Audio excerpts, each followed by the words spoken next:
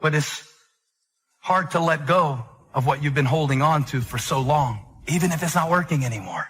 It's really hard to let go. It's like, beg you, see it differently. I beg you to let go. It's not normal. It's just old.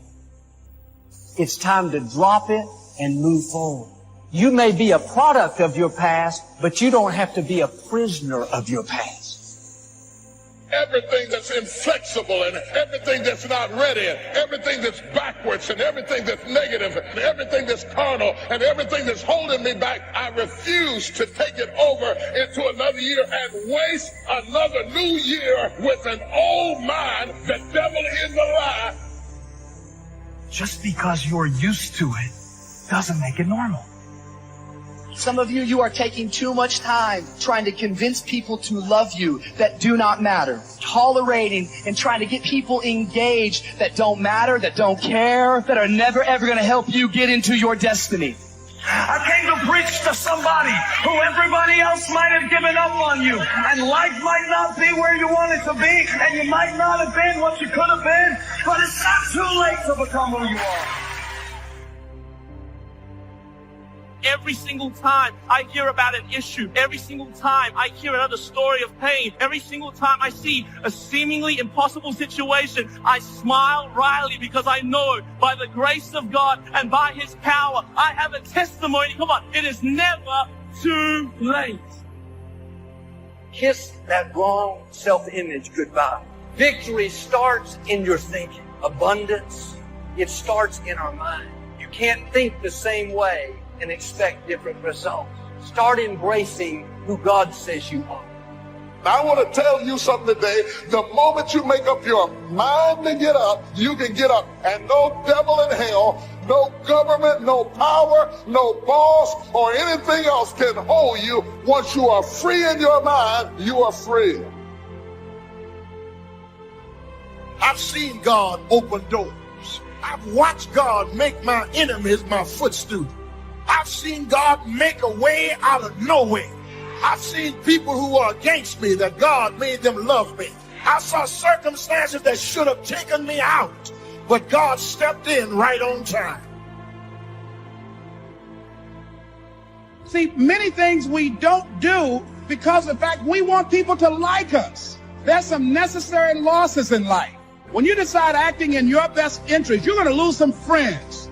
Everybody's not going to approve of you. There's some people that won't like you. Who do you think you are? You're arrogant. What do you think you can do? You're selfish. Thanks, I got that. Poor thinking habits keeps most people poor, not poor working class. Most people work hard, but they don't think hard. The mind is like a factory, a mental factory. And whatever you think about all day long pours ingredients into this mental factory. And that's what builds the economic, social, financial fabric of your life. As you think, so you become. Program your mind, because all that you will do or not do, have or not have, accomplish or not accomplish, will be a direct derivative of what's going on inside of your mind. So if you don't get clear thinking on an issue, you won't be able to develop in that area. Look at somebody say it's time for a change. Well, what stops us? What stops us from making the changes that we need in our behavior, in our situation? It's the mind. If you keep doing what you've been doing, you're going to keep getting what you've been getting.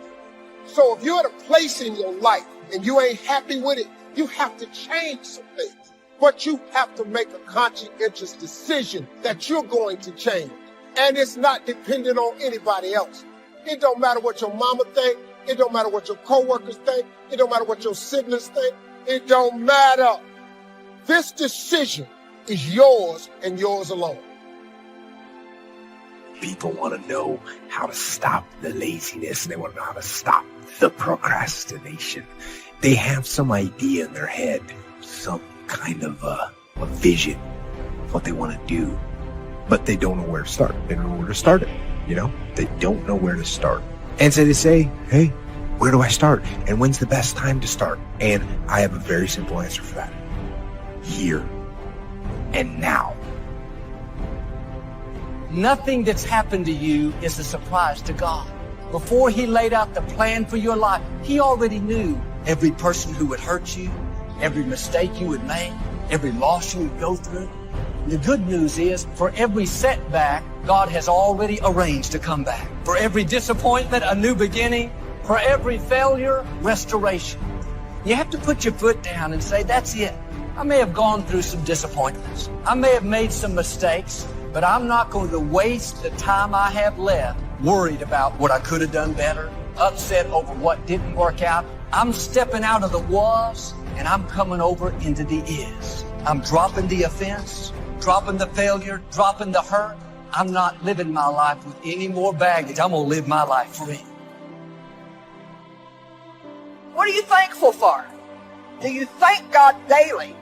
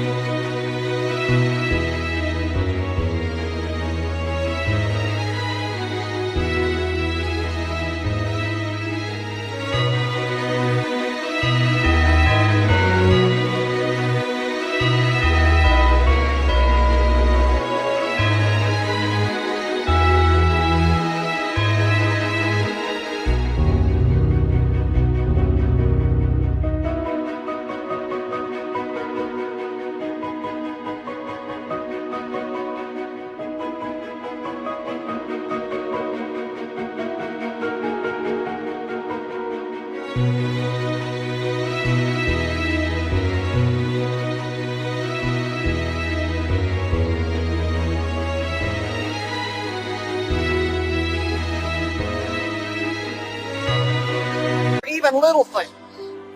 I thought the other day what it must be like for people that can't walk and have to use a wheelchair just to get out of bed in the middle of the night to go to the bathroom and have to do it. Thank God my legs are still working. Thank God I can see and hear and I can still work. And thank God that my life is bearing good fruit. There's so much to be thankful for. And the more thankful we are, the happier we get and the madder the devil gets. One of the best things I've learned is to trust God's timing and trust His ways. What God promised will come to pass, but it may not happen the way you think, may not be when you had planned. If you're trying to control the outcome and control the time frame, you're going to live worried. You have to release control. Release having to have it happen your way. God already has it figured out. He knows the end from the beginning. God may be giving you more to work with than what you are working with at this time. You may have far more things that you can potentially do than what you're doing right now. That's why I don't like to hang with low-thinking people, because they'll make you underutilize what God has given you. You need somebody to challenge you that you could be doing more than what you're doing right now. You could have more than you have right now, and somebody's got to be bold enough to look you in the face and empower you to go into the enemy's camp and take back what he stole from you. We find ourselves announcing our standards to our relatives, our friends, our associates. We shout our beliefs and condemn those who believe any differently, but then we don't walk the talk. We end up acting in a way far different from the beliefs we've shouted. This is inconsistent. This leads to a loss of credibility among those who watch us. And more importantly, this leads to a loss of credibility within ourselves. The only thing worse than one who is inconsistent in applying their self-imposed disciplines is one who has never considered the need or the value of discipline at all. So what kind of courage do you have? Is yours sort of floating between depending on the situation?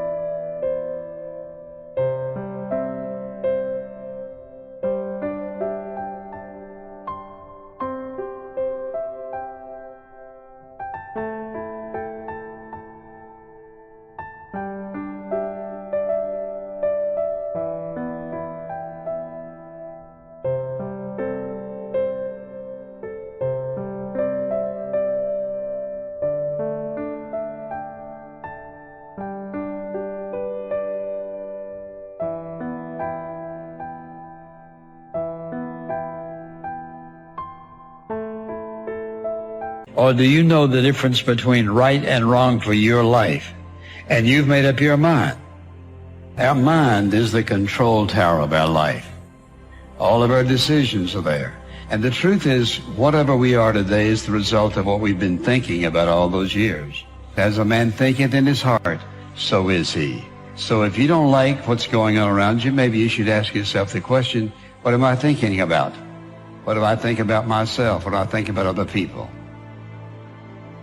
Upset because your plans didn't work out. It's time to kiss some things goodbye. Don't bring bitterness into a new year. Don't bring self-pity, a chip on your shoulder. That was in your past. It doesn't belong in the future. You cannot embrace the new things God has in store as long as you're holding on to the old. What we think about is really what controls us. This is a control tower, that everything else is a result of how we think. And we can't control everybody else and control of all of our circumstances, but we are going to respond to circumstances in one way or the other.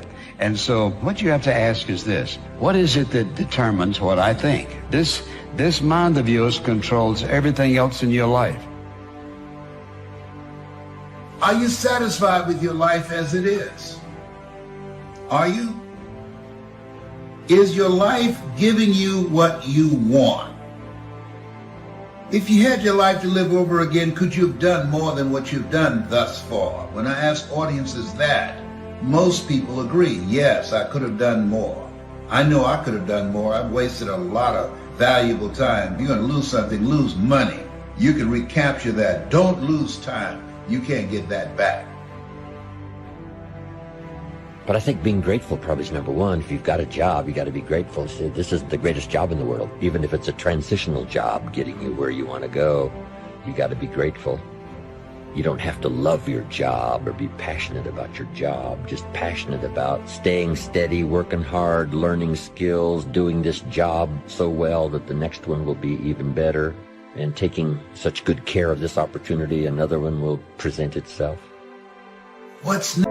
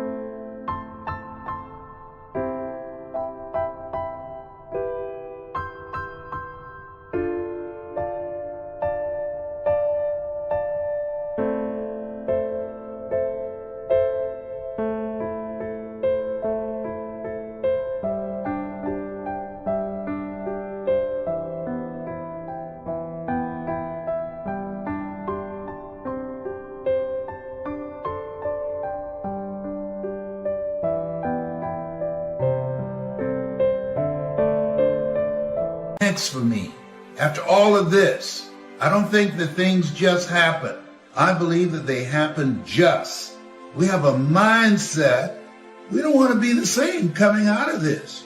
That you want some radical change. That this could be a major defining moment for you. A day that turns your life around. If you have an extreme desire to wish to be successful, so you can accomplish all you wish to accomplish, be as generous as you'd like to be as strong as you'd like to be. And I think if you say you have to find your passion, people find that a little bit confusing. Where would I find it? And what could I be passionate about? I guess you could start with saying, I'm passionate about providing unusual success for myself and for my family. Then I think the key is to let what you want to accomplish, let that grow. Or at first this is as far as you can see, but if you'll do that, you can say, wow, maybe I could multiply by 2, by 3, and and expand my vision, accomplish a lot more.